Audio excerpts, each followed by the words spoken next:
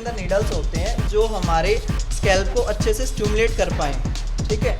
और उसके बाद जैसे एक एरिया से दूसरा एरिया कंप्लीट हो जाने के बाद पेशेंट को ट्रांसवर्स डायरेक्शन में डर्मा रोलर को फेरना चाहिए ताकि स्कैल्प को और अच्छे से स्टिमुलेट किया जा सके और अपने बालों की ग्रोथ मेंटेन की जा सके। और जिन भी पेशेंट को हेयर लॉस की दिक्कत रहती है उन पेशेंट को ये वीक में 1 टाइम या 2 टाइम्स फेरना चाहिए, जिनसे बालों की ग्रोथ हो पाए और ब्लड सर्कुलेशन स्कैल्प का इम्प्रूव हो पाए। नमस्कार, एक पथ पोस्ट में आपका स्वागत है। मैं हूं सर्वेश कुकरा। मैं हिसार के मदर हॉस्पिटल में हूं। नगौरी गेट के अंदर गीता पनवाड़ी के ठीक सामने हॉस्पिटल है और आज हमारे साथ डॉक्टर एस फोगाट हैं। और आज का जो टॉपिक रहेगा वो बड़ा एक लोगों के मन में भ्रांतियाँ रहती हैं, कुछ सवाल रहते हैं, उनको लेके रहेगा। टेलोजन इफिलियम ये क्या होता है? दरअसल कुछ लोगों को लगता है कि उनके बाल झड़ रहे हैं, बहुत ज़्यादा झड़ गए हैं, क्या वो गंजे होने जा रहे हैं, या वास्तव में जो गंजे होते हैं या जिनको हेयर लॉस की तकलीफ होती है इसमें फ़र्क क्या होता है, इसके बारे में बात करेंगे। डॉक्टर साहब, ये टेलोजन इफिलियम जो लोग बोलते हैं इसका थोड़ा सा विस्तार से बताएं सर, ये क्या रहता है? टेलोजन इफ्यूलियम एक वो कंडीशन होती है, काफ़ी लोगों को 100 से ज़्यादा बाल टूटते हैं पर डे के हिसाब से, तो लोगों की ये टेंशन हो जाती है कि मैं तो 1-2 महीने के अंदर अगर ऐसे ही बाल टूटते रहे तो मैं तो बिल्कुल गंजा हो जाऊंगा। तो ये एक टेम्परेरी हेयर लॉस की दिक्कत होती है, ये परमानेंट हेयर लॉस की दिक्कत नहीं होती है। इसके अंदर हमारे बाल रेस्टिंग फेज़ में चले जाते हैं। अगर हम जनरली बात करें तो हेयर की 3 लाइफ साइकिल होती हैं। सबसे पहले जो हेयर होते हैं वो एनागन फेज़ में होते हैं, उसके बाद हेयर कैटागन फेज़ में होते हैं, उसके बाद हेयर टेलोजन फेज़ में होते हैं।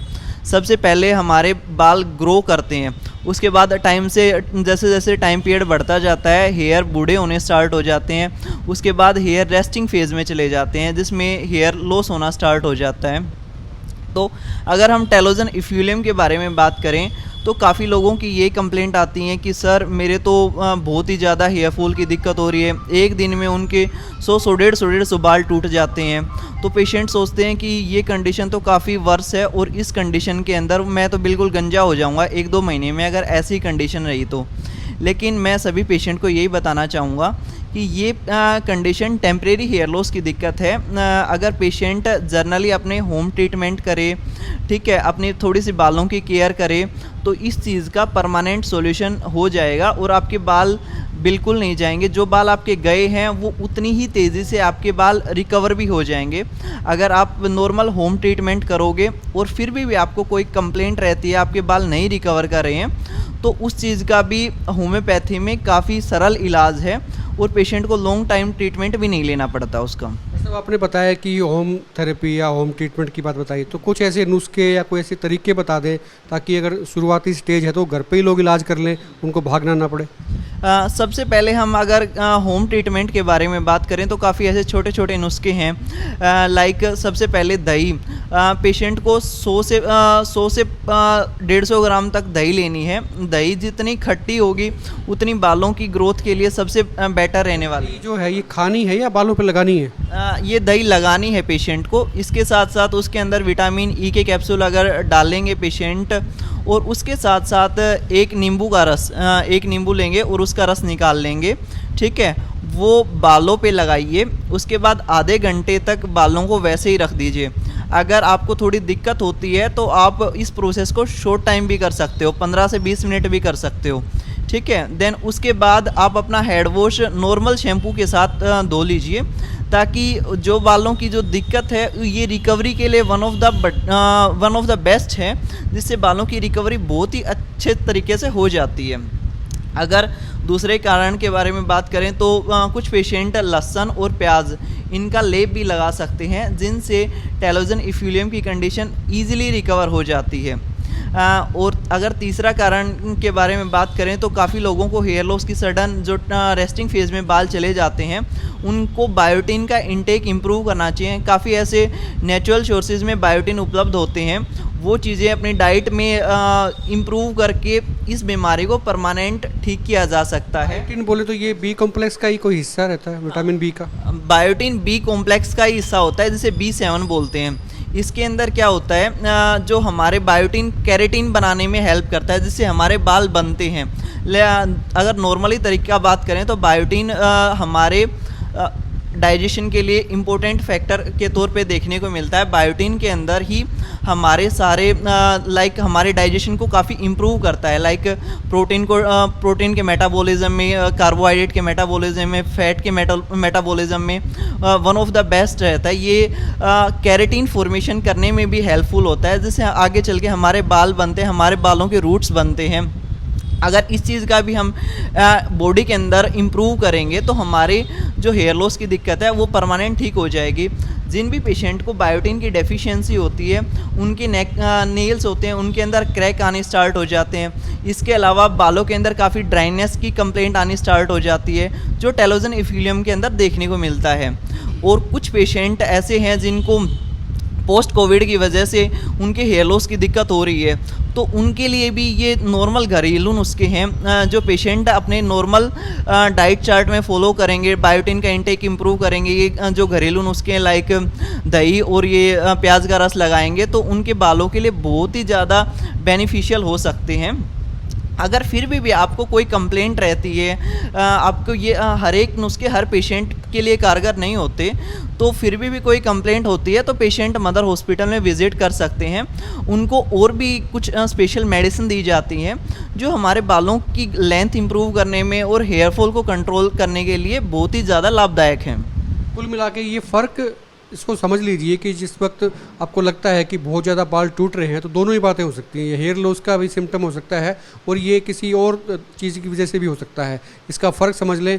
होम ट्रीटमेंट से इलाज आपका नहीं होता है तो आप डॉक्टर एस फोगाट हैं मदर हॉस्पिटल हिसार में, इनसे कंसल्ट कर सकते हैं, आके इनसे मिल भी सकते हैं, अपॉइंटमेंट ले सकते हैं। और नीचे नंबर भी फ्लैश हो रहा है, इन पर आप बात कर सकते हैं। कमेंट के जरिए भी अपनी बात आप रख सकते हैं। हेयर लॉस अगर के बारे में बात करें तो दोनों अलग अलग कंडीशन हैं। हेयर लॉस के काफ़ी फैक्टर होते हैं, लाइक मेल पैटर्न बाल्डनेस है, फीमेल पैटर्न बाल्डनेस है, काफ़ी लोगों के कोने जाने स्टार्ट हो जाते हैं, ये अलग कंडीशन है। काफ़ी लोगों को टेक्लोमेनिया की दिक्कत आती है, कुछ लोग अपने बालों को खींचने की आदत पड़ जाती है, लाइक मेंटली स्ट्रेस की वजह से ये चीज़ें देखने को मिलती हैं। इसके अलावा सिबोरिस डर्मेटाइटिस की वजह से हेयर लॉस की दिक्कत देखने को मिलती है। काफ़ी लोग कंफ्यूज होते हैं कि टेलोजन इफिलियम क्या है और हेयर लॉस क्या है, दोनों अलग अलग हैं, दोनों का मतलब तो सेम है। ये है कि भी टेम्परेरी बाल टूट रहे हैं या वाकई गंजापन की एक समस्या दूर, मतलब उनको शुरुआत हो गई है। हाँ, दोनों के अंदर यही कंपैरिजन है कि जो टेम्परेरी हेयर लॉस की प्रॉब्लम होती है वो पूरे स्कैल्प के ऊपर एक साथ होती है, पूरे सिर के बाल जाने स्टार्ट होते हैं। लेकिन हेयर लॉस के अंदर अलग अलग कारण होते हैं जिनके अंदर अलग अलग हेयर लॉस के पैटर्न रहते हैं। लाइक अगर मेल पैटर्न के बारे में बात करें तो मेल पैटर्न के ये जो कोने होते हैं ये जाने स्टार्ट होते हैं। फीमेल के बारे में बात करें तो फीमेल के जिग-जैग पैटर्न में हेयर लॉस की दिक्कत होती है, लाइक जो मांग वाला एरिया होता है उसके हेयर लॉस की दिक्कत होती है।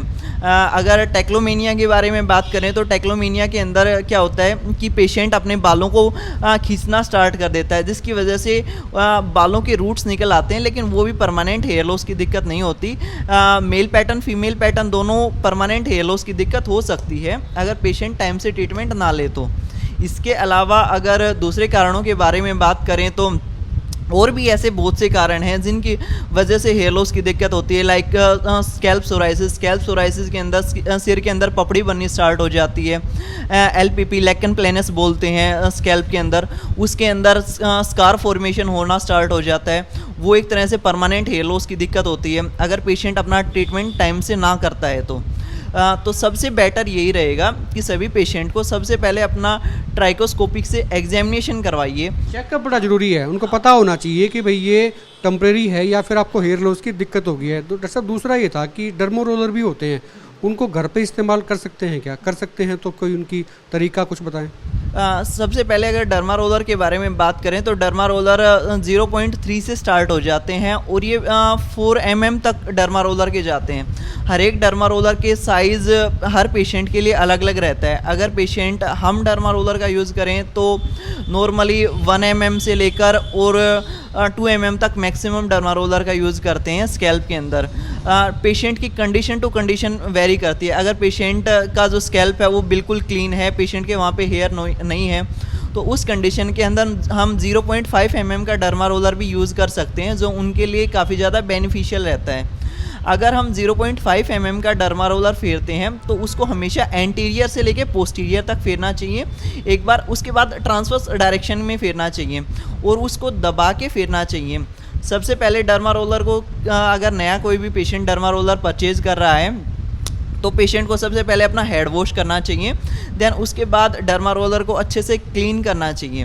देन उसके बाद अपने स्कैल्प पे फेरिए, उसको एंटीए से पोस्टीरियर की तरफ लेके जाइए और ट्रांसफर डायरेक्शन में लेके जाइए। काफ़ी पेशेंट हमारे पास कंप्लेंट करते हैं कि सर मैं डर्मा रोलर फेरता हूँ तो स्कैल्प के अंदर छोटे छोटे पिंपल से होने स्टार्ट हो जाते हैं। तो वो कंडीशन होती है कि पेशेंट अपनी डर्मा रोलर की नहीं तो अच्छे से साफ़ सफाई रख पा रहे हैं या नहीं अपने बालों की अच्छे से साफ़ सफाई रख पा रहे हैं, तो इसकी वजह से छोटे छोटे पिंपल्स देखने को मिलते हैं पेशेंट के अंदर जर्नली। कुल मिला के आज बहुत सारी नई जानकारियाँ आपको मिल गई हैं। फिर भी अगर आपको कोई और आपके मन में कोई क्वेरी है, सवाल हैं, तो नीचे कमेंट भी कर सकते हैं और ये नंबर फ्लैश हो रहा है, इस पर आप बात भी कर सकते हैं और डॉक्टर फोगाट से आके मिल भी सकते हैं। अपॉइंटमेंट आप ले सकते हैं फ़ोन पे, इनसे मुलाकात करके अपनी बात इनसे जान सकते हैं। आप अपने कमेंट नीचे ज़रूर लिखें और आप देखते रहे एकमत पोस्ट। और मेरे साथ डॉक्टर गरिमा हैं। आज ऑस्टियोआर्थराइटिस पे बात करेंगे। गरिमा जी, ऑस्टियोआर्थराइटिस होता क्या है? अमूमन काफ़ी लोगों में हो जाता है, जो इनका वेट ज़्यादा होता है, ये सुनने में आता है कि उनको ज़्यादा होता है, और फिजियोथेरेपी ये करती हैं, फिजियोथेरेपिस्ट हैं। इसमें इलाज कैसे कैसे होता है? Hello everyone. आज जैसे इन्होंने पूछा कि ऑस्टियोआर्थराइटिस क्या है, आजकल ऑस्टियोआर्थराइटिस मतलब हड्डियों में और जोड़ों में जो घिसाव आ रहा है, सबसे ज़्यादा ये घुटने में देखने को मिलता है कि जोड़ों में घिसाव आते जा रहा है। मतलब बीच में जो कार्टिलेज होता है, हमारी हड्डियां होती हैं, जैसे घुटने में अगर हम देखें 2 बोन्स हो गई, ऊपर की फीमर हो गई, नीचे की टिबिया, उनके बीच में एक कार्टिलेज होता है। जब वो हो जाता है, जब वो ख़राब हो जाता है, कार्टिलेज ख़त्म हो जाता है, बढ़ती उम्र के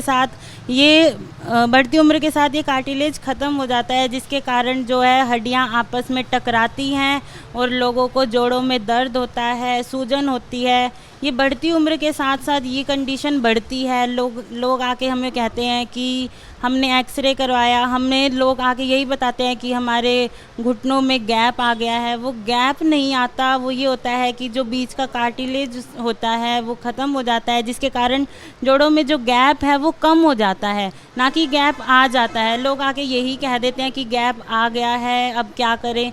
तो इसके लिए हमें क्या करना चाहिए? ये तो वैसे अगर हम देखा जाए कि जैसे लोग चलते हैं, उठते हैं, बैठते हैं, मतलब सबसे ज़्यादा जो वेट हमारे घुटनों पे ही सबसे ज़्यादा आता है। जो हमारा घुटना है उसी पे ही वेट बियरिंग सबसे ज़्यादा होती है। तो अगर घुटने ही हमारे ढंग से काम नहीं करेंगे, लोगों को पेन होगा, तो लोग ढंग से नहीं चल पाएंगे। इसलिए स्टार्टिंग में ही, शुरू से ही जब हमें लगे ये कंडीशन वैसे बढ़ती उम्र के साथ बढ़ती है, जिनकी उम्र 40-50 से ज़्यादा है उनको ज़्यादा देखने को मिलती है, लेकिन आजकल देखा जाए तो ये जो कंडीशन है वो यंग एज में भी देखने को मिल गई है। क्योंकि सबसे ज़्यादा कारण अगर हम देखें जाए, जैसे लोगों का वेट इतना ज़्यादा बढ़ रहा है, मोटापे के कारण ये बढ़ती जा रही है, और कुछ लोग इसका मिसयूज़ करते हैं। मतलब स्पोर्ट्स पर्सन हो गए, उनका ज़्यादा रनिंग का, भागने का काम ज़्यादा होता है, तो ये जो होता है कार्टिलेज ये घिस जाता है, जिसके कारण से जो हमें होता है जोड़ों में दर्द स्टार्ट हो जाता है, घुटने में दर्द आता है और फिर उनमें सूजन शुरू हो जाती है। तो हमें क्या करना चाहिए? और ये किस किस में देखने को मिलता है? जैसे जिनको विटामिन डी की कमी है, कैल्शियम की कमी हो जाती है, बढ़ती उम्र के साथ हम देखते हैं कि हड्डियों में कैल्शियम की मात्रा कम हो जाती है, तो उनमें भी देखने को मिलता है। और मोटापे के कारण भी आती है ये चीज़ें। और जो हमने मिसयूज़ कर लिया, हमने कुछ ज़्यादा वज़न, भारी सामान कुछ ज़्यादा उठा लिया, तो हमें टाइम रहते ही इसका इलाज करना चाहिए। क्यों? अगर हम शुरू से ही अपने घुटनों का ध्यान नहीं देंगे, उन पे हम कंटिन्यू वज़न डालते रहेंगे, तो वो हड्डियाँ आपस में टकराएगी, बीच में कट की आवाज़ भी आती है। कई लोगों को ऐसे लगता है कि हमारे घुटनों में कट की आवाज़ आ रही है, बहुत दर्द हो रहा है, सूजन आ रही है। तो अगर हम इसको टाइम से ट्रीट ना करें, हम इसके ऊपर ध्यान ना दें, तो ये कंडीशन बहुत ज़्यादा बढ़ जाती है। लोगों के अंदर डिफ़ॉर्मिटी आ जाती है। जैसे 2 टाइप की डिफ़ॉर्मिटी अगर हम बात करें तो फ्लेक्शन डिफ़ॉर्मिटी, जिसमें घुटना नीचे नहीं हो पाता, ऊपर की तरफ रह जाता है, और दूसरी अगर देखें तो एक जीनू वायरस, मतलब जिसमें हमारा घुटना ऐसे दूर हो जाता है, मतलब ऐसे टांगों के बीच में, दोनों टांगों के बीच में गैप सा आ जाता है, तो उस कंडीशन को हम जीनू वायरस कहते हैं। इसीलिए टाइम रहते हुए हमें एक्सरसाइज के थ्रू और अपने डाइट के ऊपर सबसे ज़्यादा ध्यान देना चाहिए क्यों? क्योंकि नहीं, अगर हम इस पे ध्यान नहीं देते तो वो नी रिप्लेसमेंट की और घुटने बदलवाने की समस्या भी आ जाती है। डॉक्टर गरिमा, आपने बताया कि ये कार्टिलेज जो बताया आपने को घिस जाता है, तो क्या ये फिजियोथेरेपी से दोबारा आ जाता है वापस? फिजियोथेरेपी से वापस नहीं आता, इसीलिए हम स्टार्टिंग में ही कहते हैं कि जब बंदों को लगे कि मतलब उनको चलते फिरते टाइम, भागते टाइम उनको दर्द हो रहा है, शुरू से ही हमें इस ऑस्टियोआर्थराइटिस की कंडीशन पर ध्यान देना चाहिए। क्योंकि अगर हम शुरू से ही फ़िज़िकल एक्टिविटी करेंगे, फ़िज़िकल एक्सरसाइजेज़ करेंगे, फिजियोथेरेपिस्ट की हेल्प से हम उनसे सलाह लेके उनसे पूछेंगे कि क्या क्या एक्सरसाइज इस कंडीशन के लिए नेसेसरी है और क्या क्या मोडालिटीज़ यूज़ करके हम इस कंडीशन से मतलब आगे, ताकि और ज़्यादा डिफॉर्मिटी ना बढ़े, हमें घुटने बदलवाने ना पड़े, तो इसके लिए हमें शुरू से ही फिजियोथेरेपी लेनी चाहिए। मतलब फिजियोथेरेपी से इसका उपचार हो सकता है बगैर मेडिसिन के? हाँ जी, इसका फिजियोथेरेपी से उपचार हो सकता है। इसके लिए मैं आज आपको कुछ एक्सरसाइज। ये उपचार जो है, ये क्या पेनफुल रहता है या दर्द नहीं होता है इसमें? शुरू में क्योंकि कोई भी पेशेंट आता है उसको दर्द होता है, वो आके यही पहली कंप्लेंट आके वो यही कहता है कि मेरे घुटनों में दर्द हो रहा है। तो घुटनों में दर्द हो रहा है तो शुरू में अगर हम किसी भी पेशेंट को कहेंगे कि एक्सरसाइज अगर हम करवाएंगे तो उनको शुरू में दर्द होगा, लेकिन टाइम चलते चलते जैसे जैसे उनकी रिकवरी पीरियड आएगा, जैसे जैसे वो ठीक होएगा तो उनका पेन ख़त्म हो जाता है। कुल मिला के जो ऑस्टियोआर्थराइटिस है, इसका फिजियोथेरेपी में बेहतर इलाज हो सकता है, बगैर दवाई के हो सकता है। और ये आपको कोई क्योरी है इस मामले में तो नीचे नंबर 1 चल रहा है, इस पर आप बात कर सकते हैं, अपने कमेंट भी लिख सकते हैं। और जानकारी और ज़्यादा चाहिए तो मदर हॉस्पिटल में आ सकते हैं, नगोरी गेट हिसार के अंदर ये हॉस्पिटल है। कोई भी जानकारी आप इस नंबर पे ले सकते हैं। मतलब जिन एक्सरसाइजेस को आप घर पे भी कर सकते हो, और अगर आपको कुछ ज़्यादा ही मतलब दिक्कत आ रही है उनके बारे में नॉलेज के लिए आप मेरे से भी कंसर्न कर सकते हो। पहली एक्सरसाइज हम स्टार्ट करेंगे, किसी को भी घुटने में दर्द है तो हम क्या करेंगे, उनके घुटने के नीचे ऐसे एक पिलो टाइप या कुछ हार्ड सा, कोई भी पिलो टाइप या हार्ड सा सब्सटेंस लेके उनके घुटने के नीचे लगाएंगे और हम इनको कहेंगे कि घुटना नीचे प्रेस करें। वो जैसे ही घुटना दबाएंगे, घुटने को नीचे दबाना है, जिसके बाद 10 सेकंड होल्ड करना है। ये काउंट करेंगे, मतलब 1 to 10 काउंट करेंगे, आफ्टर दैट रिलीज़, फिर उसको रोकेंगे, फिर दोबारा से करेंगे सेम ऐसे ही, फिर 10 तक होल्ड करेंगे और फिर रोकेंगे। ऐसे ही दूसरे घुटने के साथ होगा यही। इसमें भी हम क्या करेंगे, 10 सेकंड होल्ड करेंगे, 10 सेकंड दबाएंगे। वो हमें जो प्रेशर लगाना है, हमें जो जोर लगाना है वो घुटने से लगाना है, ताकि जो ऊपर की मांसपेशियां हैं और नीचे की मांसपेशियां हैं उनमें खिंचाव आए, वो ढंग से उसमें स्ट्रेचिंग आएगी। तो ये दबाएंगे घुटने से और फिर 10 सेकंड होल्ड करेंगे, फिर रिलैक्स रहेंगे।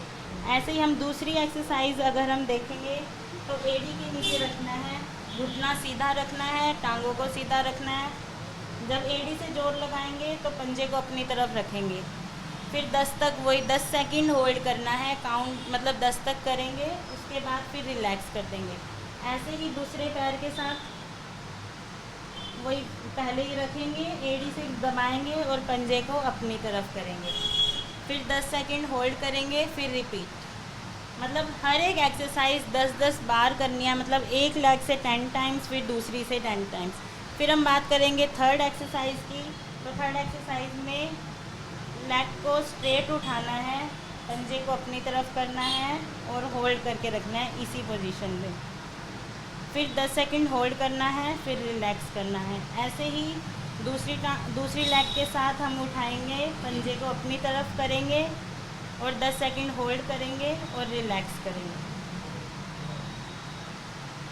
एक फोर्थ एक्सरसाइज की अगर हम बात करें तो घुटने को अपनी तरफ मोड़ेंगे। जिनको घुटने में ज़्यादा दिक्कत है वो यहाँ से जोर नहीं लगाएंगे, यहाँ से जोर नहीं लगा सकेंगे क्योंकि उनको घुटने में ज़्यादा दिक्कत है। उनको हम थाइस से पकड़ने को कहेंगे और इसको अपने कंधे की तरफ खिंचाव करेंगे, फिर 10 सेकंड होल्ड करके फिर रिलैक्स करेंगे। ये कुछ एक्सरसाइजेज थी और भी एक्सरसाइज हो सकती हैं ऑस्टियोआर्थराइटिस के लिए, कि जिन एक्सरसाइज और कुछ मोडालिटीज़ हैं हमारे यहाँ पे जिनके थ्रू हम पेशेंट को ट्रीट कर सकते हैं, और पेशेंट के लिए हम होम बेस्ड ट्रीटमेंट बनाते हैं ताकि वो घर पे भी इन एक्सरसाइज को कर सके। सर कहाँ से आए थे आप? विजयनगर हिसार से भी। अच्छा, क्या दिक्कत थी आपको? मेरे जोड़ों में दर्द है। कितने टाइम से ये ले रहे हो थेरेपी? ये 4 दिन हो गए सर। 4 दिन हुए हैं। दर्द कितने दिन से था? दर्द तो 6 महीने से है। तो अभी 4 दिन में कुछ है आराम? हाँ जी, 40% है।